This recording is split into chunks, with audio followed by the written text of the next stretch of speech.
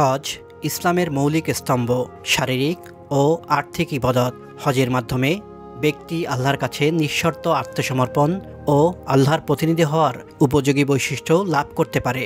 হজের আনুষ্ঠানিকতা তীব্র দায়িত্বানুভূতির সৃষ্টি করে এবং ঈমান বলিষ্ঠ করে। ফলে তিনি হজ পূর্ব অবস্থার চেয়ে মুমিন হিসেবে অনেক বেশি কার্যক্রম চালাতে পারেন। সাধারণভাবে মনে করা হয় দুনিয়ার ঝামেলামুক্ত হয়ে হজে যাওয়ার দরকার, তাই অনেকে বৃদ্ধ বয়সে হজে যান।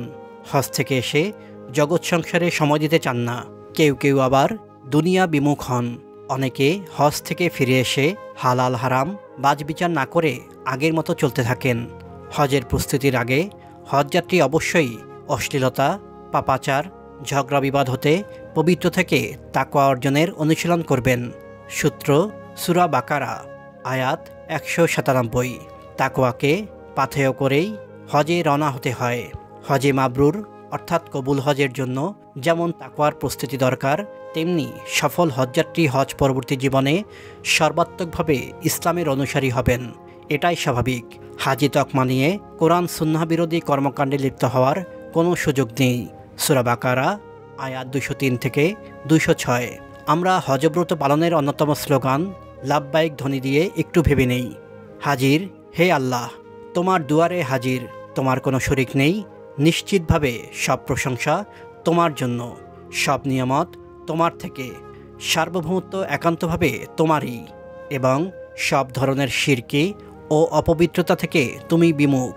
ঠিক এভাবেই আবেগজড়িত কণ্ঠে হজব্রত পালনকারী শিরকি, কুফরি সম্পূর্ণরূপে পরিহার করে একান্তভাবে কোরআন সুন্নাহর জীবনে ফিরে আসেন এবং আল্লাহর যে কোনো ডাকে সাড়া দেওয়ার ব্যাপারে সদা প্রস্তুত থাকার দৃঢ় প্রত্যয় ঘোষণা করেন।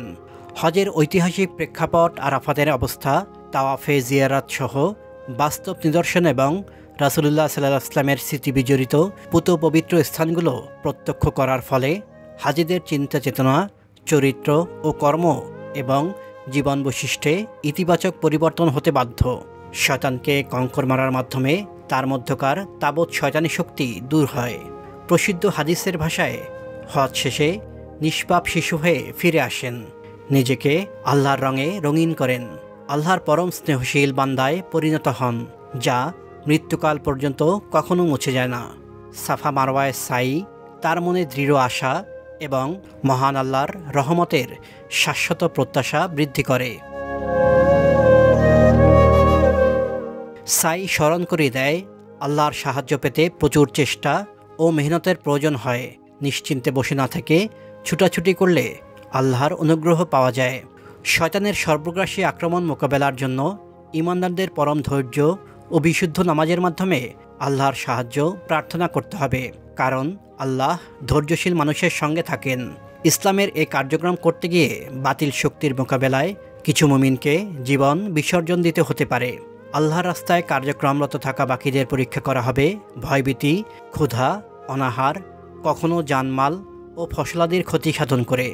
আর সত্যিকার মুমিনরা বিপদ মুসিবতে আপতিত হলেও কোনো পরোয়া করেন না, বরং তারা বলবে, আমরা তো আল্লাহর জন্য, আর নিশ্চিতভাবে আমরা তার দিকে ফিরে যাব। এই পরীক্ষায় যারা টিকে থাকবে সেই অটল বিশ্বাসীরা আল্লাহর সমগ্র অনুগ্রহ, রহমত ও হিদায়েত প্রাপ্ত। এভাবে মহান আল্লাহর পক্ষ থেকে তাদের ঈমানি পরীক্ষা পাশের অপূর্ব সার্টিফিকেট প্রদান করা হয়েছে। অতঃপর সাফা মারওয়া সাইকে জীবন্ত নিদর্শন বলা হয়েছে। হজরত ইব্রাহিম আলাইহিস সালামের জন্য কঠিনতম পরীক্ষা শিশুপুত্র ইসমাইল আর মা হাজেরার শুষ্ক মরুপ্রান্তের ক্ষুধার জ্বালা, প্রাণনাশের আশঙ্কা নিয়ে কি পরীক্ষাই না দিতে হয়েছে। সাফা মারওয়ায় সাই প্রতিটি হাজি ও প্রতিটি ওমরাকারীকে বর্তমানেও তাগুতি শক্তির মোকাবেলায় অগ্নি পরীক্ষায় টিকে থাকতে নির্দেশ দেয় এবং সাফল্যের সুসংবাদ প্রাপ্তিতে উৎসাহিত করে। সম্মানিত হজযাত্রীগণ, এই আয়াতগুলো থেকে হজ পরবর্তী জীবনচিত্র কি হবে তা অবশ্যই নির্ধারণ করতে সক্ষম হবেন ইনশাল্লাহ। হজ হচ্ছে মুসলিম উম্মার সর্ববৃহৎ প্রতিনিধি সম্মেলন।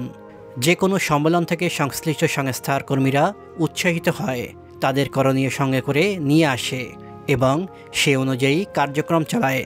ফলে হজ থেকে ফিরে দুনিয়া বিমুখ হওয়া, পাপ কাজ করা হজের শিক্ষার পরিপন্থী।